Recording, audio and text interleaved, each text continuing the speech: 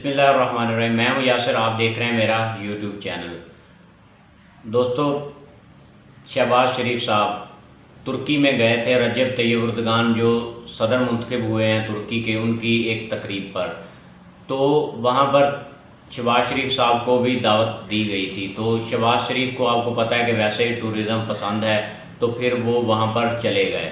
تو وہاں پر صرف شہباز شریف صاحب کو نہیں بلکہ مختلف ممالک کے صدر اور وزیر اعظم کو بھی بلایا گیا تھا۔ تو طیب اردگان صاحب علیحدہ علیحدہ ان سب سے ملاقات کرتے ہیں۔ تو جب شہباز شریف کی باری آتی ہے تو یہ ان سے ہاتھ ملاتے ہیں اور پھر یہ ان سے گلے بھی ملتے ہیں، لیکن یہ جب ہاتھ ملاتے ہیں اور گلے ملتے ہیں تو پھر ان کی طرف دیکھ کر مسکرانا شروع کر دیتے ہیں، اور وہ آگے سے پریشان ہوتے ہیں کہ یہ پاکستان کے وزیر اعظم میرے ساتھ کیسے ریئیکٹ کر رہے ہیں۔ تو پھر شہباز شریف صاحب انہیں یہ اردو میں کہتے ہیں کہ میں آپ کے لیے اور آپ کی اہلیہ کے لیے آم لایا ہوں، اور پھر مسکراتے رہتے ہیں۔ اور شہباز شریف صاحب کے ساتھ مریم اورنگزیب بھی تھی، اور پھر وہ آگے بڑھتی ہیں اور طیب اردگان سے دونوں ہاتھوں سے سلام لیتی ہیں اور پھر ان کے ہاتھ کا بوسہ لیتے ہیں۔ یعنی ان لوگوں نے پاکستان کی عزت کا جنازہ نکالنے میں کوئی کسر نہیں چھوڑی۔ پورے دنیا میں پاکستان کی جگ ہنسائی ہو رہی ہے کہ وہاں پر پاکستان کے وزیر اعظم اور وزیر اطلاعات کیسی حرکتیں کر رہے ہیں۔ تو آپ دیکھ لیں کہ یہ لوگ تحفے میں ملے ہیں، کیسے رجیم چینج ہوا اور ان کو ہماری اسٹیبلشمنٹ نے ہمارے سروں پر لا کر بٹھا دیا۔ اگر آپ کو عمران خان صاحب نہیں پسند تھے تو ان لوگوں کے متبادل بھی کوئی بندہ ڈھونڈا جا سکتا تھا جو کم از کم پاکستان کی عزت کو تو بحال کرتا۔ یہ جہاں بھی شہباز شریف جاتے ہیں پاکستان کی عزت کا ہمیشہ جنازہ ہی نکالتے ہیں، اور کہیں سے کوئی پاکستان کے لیے اچھا میسج لے کر نہیں آتے۔ جب سے یہ وزیر اعظم بنے ہیں یہ اپنی حرکتوں کی وجہ سے پوری دنیا میں جانے جاتے ہیں، اور کوئی بھی ان سے سلام لیتا ہے تو فوراً ان کو اگنور کرنا شروع کر دیتا ہے، کیونکہ یہ حرکتیں ہی ایسی کرتے ہیں پھر ان کو اگنور کرنا پڑتا ہے۔ تو نہ تو انہوں نے پاکستان میں اور نہ پاکستان سے باہر پچھلے 1.5 سال سے کوئی اچھا کام کیا ہے، اور ان کی حکومت کی پرفارمنس تو ایسی ہے کہ انہوں نے اپنی مخالف پارٹی کو دبانے کے لیے کوئی کسر نہیں چھوڑی۔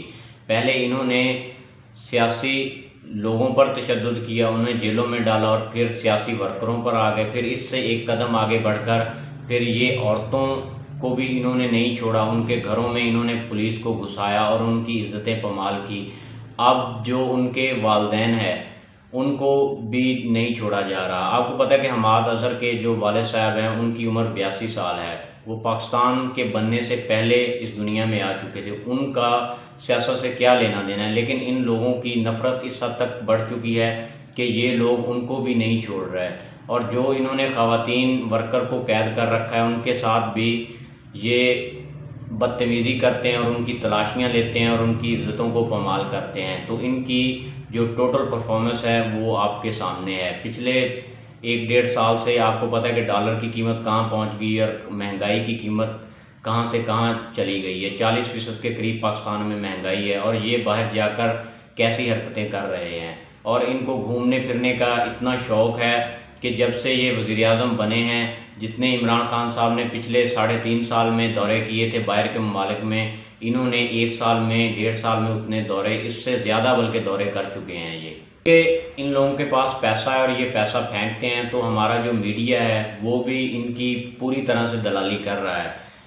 ہمارے یہاں کے لوگ انڈیا میں گودی گودی میڈیا کہتے ہیں، لیکن ہمارا جو یہ میڈیا ہے یہ گودی میڈیا سے بھی بڑا بن چکا ہے۔ یہ اس وقت اس حکومت کی بہت زیادہ دلالی کر رہا ہے، اور جو دکھانے کے میٹر ہیں مہنگائی، غربت، بے روزگاری، ان کو دکھاتا نہیں ہے بلکہ ادھر ادھر کے میٹر میں الجھا کر ان کے جو ٹینیور ہے اس کو آگے سے آگے بڑھاتا جا رہا ہے۔ حالانکہ یہ اسی میڈیا کو عمران خان صاحب کی دور حکومت سے بہت مسئلہ تھا، اور آج دیکھ لیں کہ یہ نہ تو مہنگائی پر بات کرتے ہیں اور نہ ہی کسی غریب کی آواز اٹھاتے ہیں۔ تو جو عدالتیں ہیں ان کو بھی بے توقیر کر دیا گیا ہے، تو جو قانون ہے اس کو پامال کر دیا گیا ہے۔ تو اب ہمارا جو ملک ہے وہ بالکل ہی قانون کے بغیر چل رہا ہے۔ ہمارے ملک کی آبادی جو ہے وہ 23 کروڑ ہے، اور ہمارا ملک نیوکلیئر اسٹیٹ بھی ہے، اور یہ ایک امپورٹنٹ جگہ پر واقع ہے۔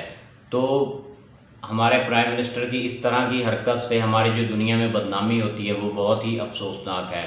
تو اسٹیبلشمنٹ کو چاہیے کہ اگر انہوں نے اپنا کوئی بندہ لانا بھی ہے تو کم از کم ڈھنگ کا کوئی بندہ لائیں جو کہ پاکستان کی عزت تو قائم رکھ سکے۔ اپنا بہت سارا خیال رکھیے گا، میرے چینل کو سبسکرائب کر دیں، میری ویڈیو کو شیئر کر دیں، بیل آئیکن کو دبا دیں تاکہ ہر آنے والی ویڈیو آپ تک پہنچتی رہے۔